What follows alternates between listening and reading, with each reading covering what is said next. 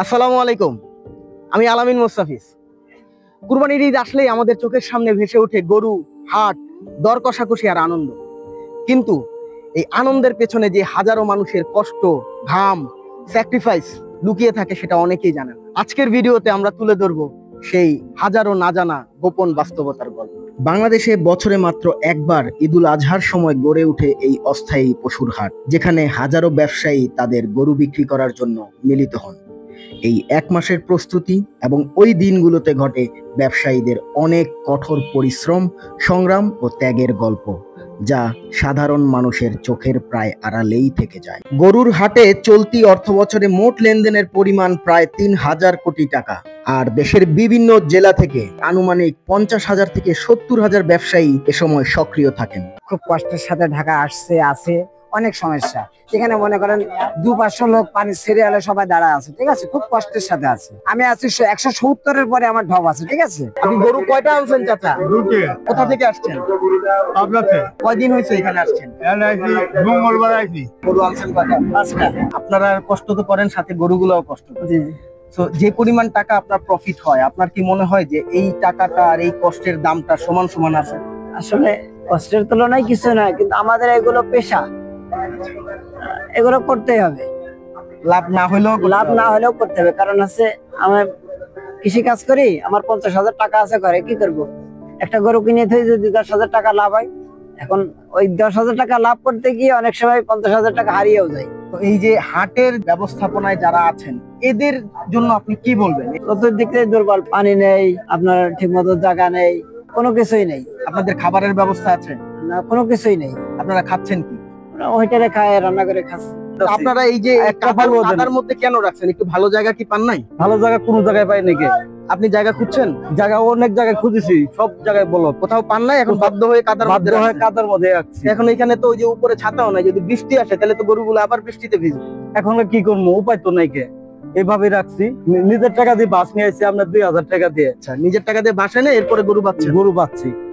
যেদিন তিনি আসছে তার আগের দিন বৃষ্টি, এই অবস্থায় মানে কাদার ভিতরে আসলে ধরেন আমরা গরু হলে খুব পরিশ্রম করছি। কতগুলো গরু আছে? গরু আছে 20টা। 20টা গরু কয়টা বিক্রি করতে পারছেন? ইনশাল্লাহ এখনো একটা হয়নি।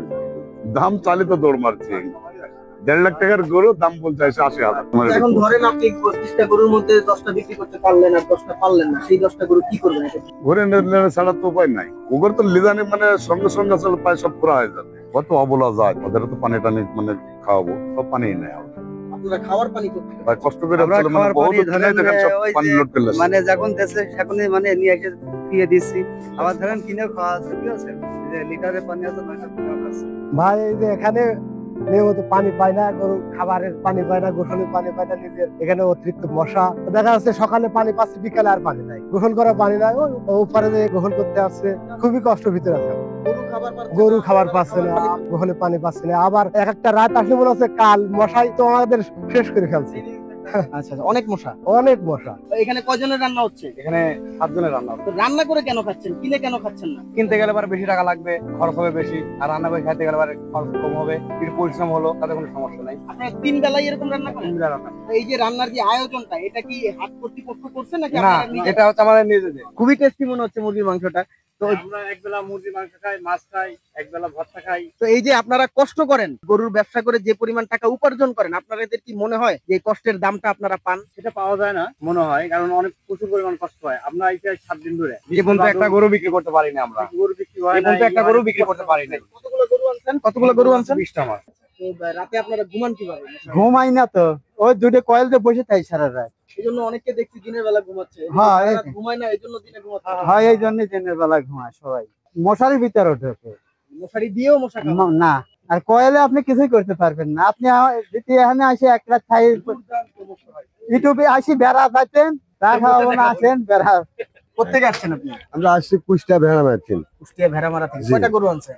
গরু আনছে আমাদের এই গাড়িতে একটা 17টা 18টা। 18টা। এর ভিতরে এখানে গরু আছে, জি, জি। এখানে গরু পায়খানা করছে, গরুর গায়ের ময়লা আছে, জি, সেগুলো জি। পরিষ্কার করতেছেন, আবার এখানেই আপনারা খাচ্ছেন। জি জি ব্যাপারটা তো মানে স্বাস্থ্যসম্মত না। না, যেখানে গরু পায়খানা করতেছে সেখানেই আপনারা সেখানেই আমরা খাচ্ছি। তো এই হাট কর্তৃপক্ষের কাছে আপনাদের এরকম কোনো দাবি আছে নাকি যে আমাদের এখন- খাওয়ার জন্য একটা সুন্দর জায়গা করে দেন?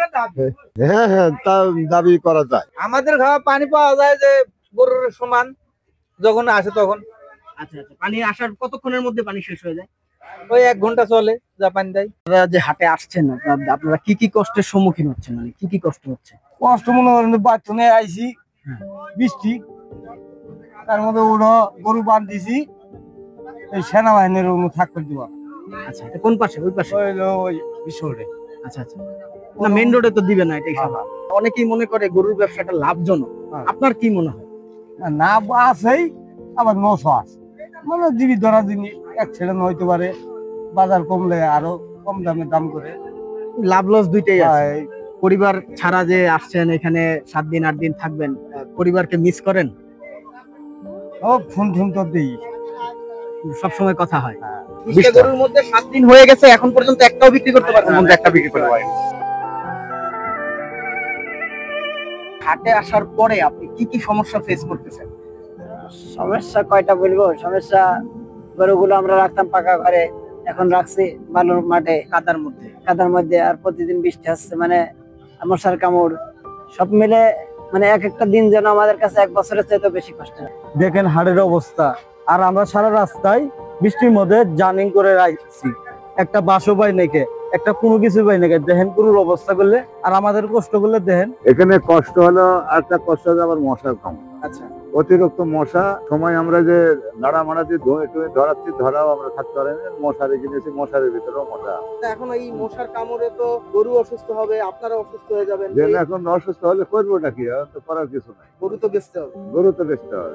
ঈদুল আজহার সময়কার এই গরুর হাটের ব্যবসায়ীরা কিন্তু শুধুমাত্র পণ্য বিক্রি করেন না, তারা সংগ্রাম, ত্যাগ আর স্বপ্নের গল্প বুনে যান। তাদের কষ্টটুকু বুঝুন, সম্মান করুন। বন্ধুরা, এই ভিডিও যদি আপনাকে নতুন করে চিন্তা করতে শেখায়, তাহলে একটা লাইক, কমেন্ট এবং শেয়ার করে জানাবেন গরুর হাটের কোন অংশটা আপনাকে সবচেয়ে বেশি ছুঁয়ে গেছে। আমি আলামিন মুস্তাফিজ, দেখা হবে নতুন কোনো business blog. Real life, real struggle. আল্লাহ হাফিজ।